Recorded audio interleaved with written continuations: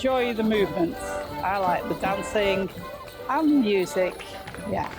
I think from a public point of view, they like the colour and the costumes. It's not majorly popular, but it is vibrant.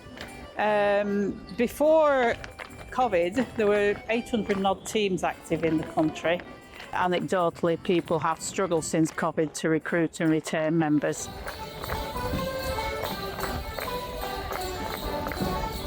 We dance Northwest. So the sort of military sets in rows of 8 people, 2 abreast, and the garlands. That's specifically from area around about Manchester and Cheshire. But some of the ones here today are doing sort of Cotswold with the hankies and the high kicks. You also see quite a few border teams around here, typically for painted faces, big sticks, lot of noise, a lot of very loud percussion. Well, the team is called the Royal Preston Morris Dancers, based on a team that danced in the 1890s. There's 2 distinct types of Morris. One is the Cotswold Morris, and the other is the Northwest Morris, which is what you see today with clogs. And that's a modern idiom. That was only sort of Victorian times. The original Cotswold teams, I think there's records going back to 1413. The original team didn't dance in clogs, and very few teams actually did. But when the teams revived, and Horwich revived, they said, let's wear clogs. So clogs were not a prerequisite. Slippy surfaces and clog irons are not a good combination. Neither are manhole grids, are they?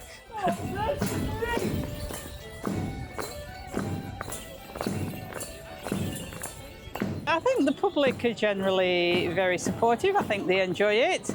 I think it's probably something that they come out on a Saturday morning and don't expect to see.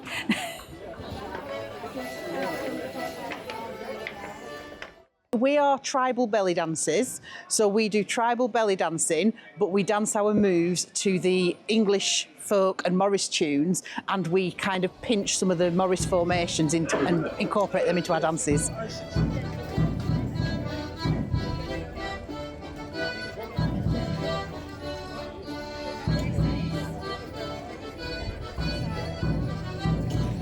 It's our 20th anniversary this year. There was a group of dancers came together and sort of started experimenting with different styles and different types of the tribal belly dancing.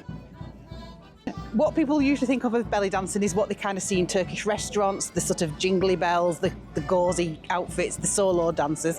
Tribal dancing is much more about dancing as a group, as a connected unit, and in its purest form, tribal belly dance is improvised. So all the moves have signals and cues. So whoever is at the front will dance a move and everybody knows what they're going to do. We do dance choreographies, but we use those moves within the choreographies.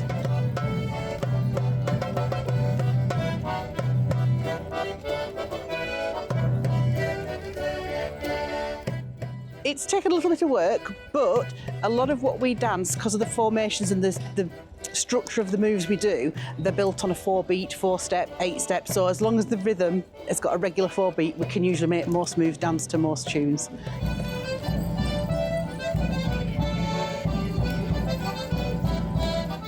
It's a dance style that suits every body shape, every level of fitness, every age, every style, because it's adaptable. The moves are sometimes vigorous and sometimes energetic, but they can be adapted. And they can be quite graceful and elegant, or quite frantic and busy, but we tend to go for the elegant. Yeah. Traditionally, it's all about the layers of skirts and the bloomers and the thing, the sort of the old-fashioned tribal jewellery and the sort of dreadlocks and the flowers. So our costumes have been created to try and do a nod to that traditional tribal style costume, but also we've incorporated all the flowers and the ribbons and the bells as our nod to the Morris. So we've kind of fused the 2 styles, and the waistcoats and the little top hats as well. So it's kind of anything goes, and we kind of have a bit of an expression, is more is more. So when you think you've got enough jewellery on and you think you've put enough skirts on, put another layer on.